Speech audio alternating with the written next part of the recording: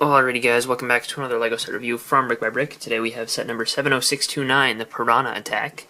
And this set contains 217 pieces, retails for $19.99, and was released as part of the second wave of Ninjago movie sets in like November, approximately, of 2017. And the set contains 4 minifigures and 2 pretty substantial builds for the size of the set. So let's take a look at the builds. So the first build in the set is an example of a relatively rare thing across the Ninjago movie line, however less rare than in the regular Ninjago sets, and that is a civilian vehicle, or just a civilian-centered build in general. And this guy's name is Ray. We'll take a look at him with the figures, but he can pull his rickshaw, and that's cool. If you can get him so that he's not like, like that, then this will roll pretty well. It'll actually even roll decently when it's like that. But if you can get it so that his feet are flat on the ground, you'll be able to just push this, and it'll look like, he's pulling it, like, like rickshaws work. The actual wheels are really large, and the scale of this is a little bit over minifigure scale. Like, it's big, but I think that it looks pretty good on the whole. The stickers up here really kind of make it, as well as the additional sticker on the back. Makes it look good. Kai can sit there mostly, as armor piece doesn't allow him to fully sit there. And you can see if you have this pulled down, it's kind of heavy. But, you can kind of put Kai there. It's obviously ideally for another civilian minifigure, but the set only includes the one. You could have Kai pull it if you wanted to, I guess. But there is a little ladder simulated there with just some grill pieces, which doesn't really work as a stand. Like, you almost, like, when I was building this, I almost felt like that would, but it really just leans all the way forward. The lanterns on this are cool, and overall, it's cool to get this thing, and this looks good on display. Like, if you were to put this with Ninjago City or whatever, it would look nice. I don't think that it's, like, to the level of excellence of Ninjago City, but it's still good. And I like to get more civilian-centered builds, so this is pretty cool. However, I think that this Piranha mech thing, I don't know if it has a real name besides Piranha, but it's cool, and I think that this is going to be the more popular part of the set. It does have 2 legs that are tiled on the bottom so that it'll stand, and they have a pretty large surface area, so it works. You can rotate them side to side to kind of get a walking pose. Like, that kind of looks like it's walking a little bit, but that's really the best you can do. You cannot articulate the leg joints. They're just straight up Technic builds. You can turn them, but that's it. They have no more articulation than that, and I think that's fine because they're really short and stubby. Maybe if you could get it into like a running pose, that would be good, but other than that, like, there's not too much you'd be able to do with it anyway, so I don't mind the lack of leg articulation, because I feel, especially with the legs being this skinny, and it having all this mass up top, I feel like it would be pretty fragile if you were to make those legs articulated, which is probably why they didn't in the first place.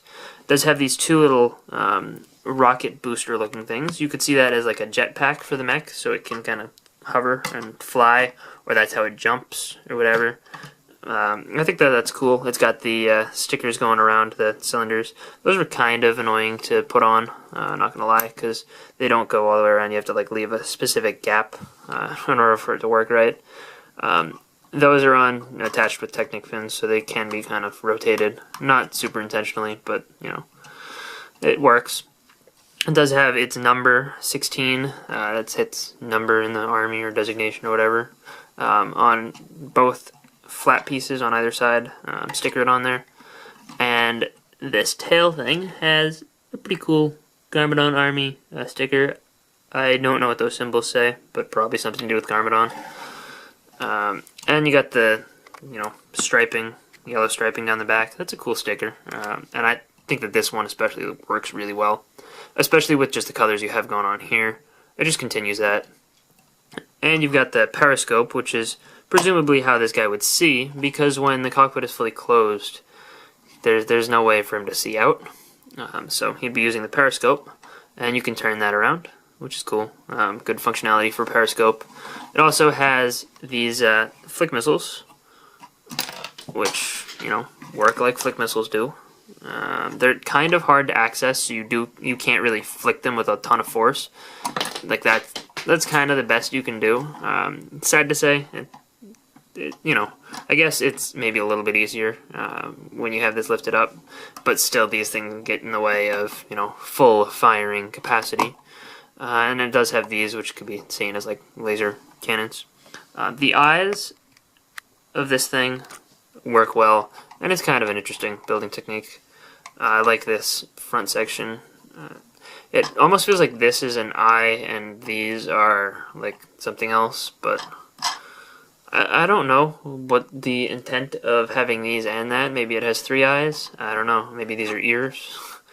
They're a little bit weird, but I like the boat hull piece, and inside there's a ton of space for this figure, so you could put Garmadon in here probably. He'd probably fit. This is plenty of space in there, because it has the whole boat hull's interior space. And this guy gets a printed control panel as well as 2 levers, and it's pretty comfortable in there, actually, surprisingly. But I do like the little mouth, and I think that this looks particularly good when you have the mouth opened like that, just one click. And obviously you could run around like that too if you wanted to. But I think that this is a cute little Garmadon vehicle, and it would be cool to have a couple of these to, you know, and make up a little bit of an army. I think that this is a pretty massable thing. You know, just my thoughts on the vehicle. But let's look at the figures. So the 2 good guy characters, like I guess kind of half good guy, because in the flashback, I mean, she is not necessarily 100% good, but we have Kai with his hair, not his mask, and the Lady Iron Dragon, which this figure looks really, really good, but there's one thing that really ruins it. The hairpiece is a really cool mold. It looks pretty awesome, and I like the orange contrasting with the gunmetal gray. And this quiver is a really, really nice piece as well.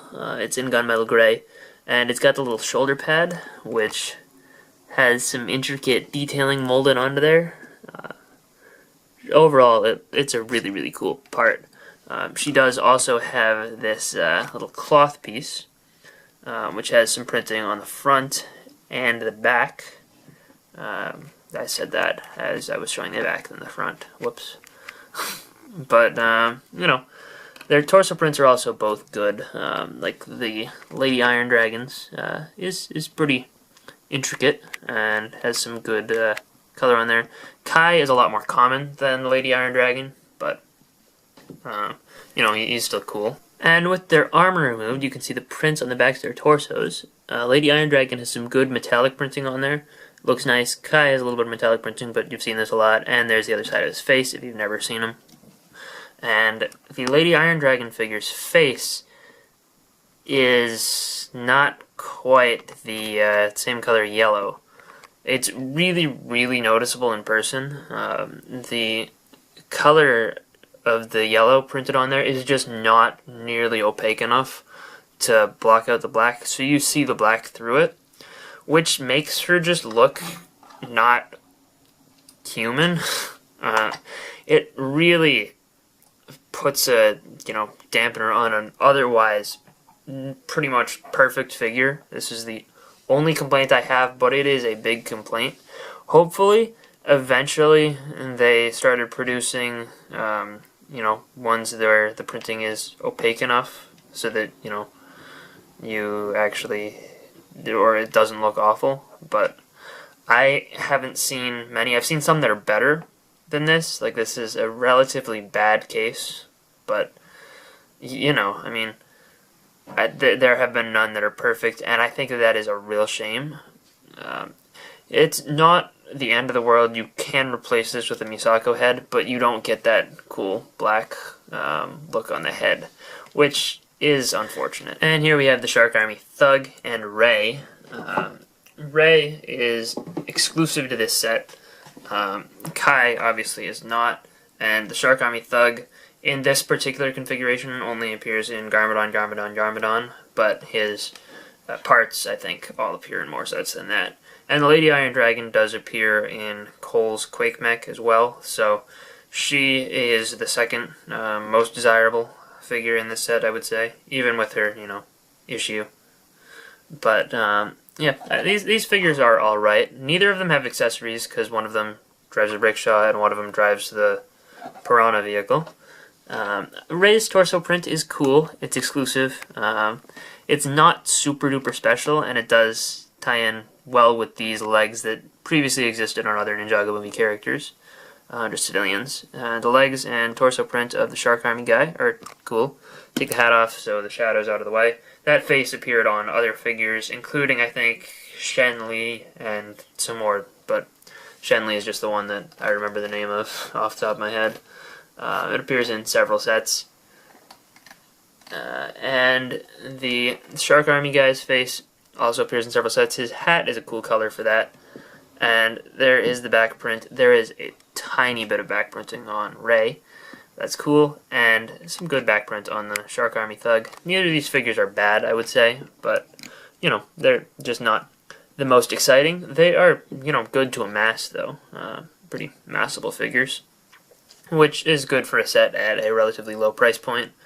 And I think they're both good. Overall, I'd say this is a good set.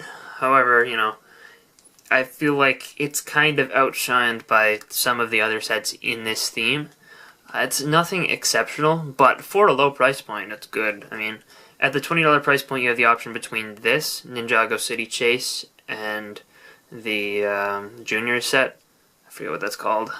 But this, I don't think, is as impressive as Ninjago City Chase. Then again, I don't have that one in hand yet, so, not sure 100%. But I think that this is the best army builder, if you can call it that. Yeah, these two figures, you don't need a ton of, but this thing would be nice to get a bunch of, and it never hurts to have more, civilian stuff. So I think that if there's any set, you'd want to buy more than one of at regular price if you wanted to get a Shark Army, I would suggest this or the Jellyfish or Manta Ray Bomber. This being the cheapest of the three, and you get a civilian thing. It's good, and I definitely think it's worth the $20 if you're into the Ninjago movie line. If you're not into the Ninjago movie line, I don't know if I would recommend this because, yeah, it's fun, but on its own, I don't think that this has as much value as it does, with other Shark Army stuff or with other Ninjago City stuff. This would go well with the City Chase, even if you don't have, like, the big Ninjago City. It's good stuff, and I like it a lot. I just have a little bit of a tough time deciding whether or not to recommend it to you if you're not a Ninjago movie fan. So, I think it's good as a Ninjago movie fan. If you're not, you might like it. You might not. So, hope you guys enjoyed. If you did, let me know in the comment section down below, and I will see you guys all next time. Bye, everyone.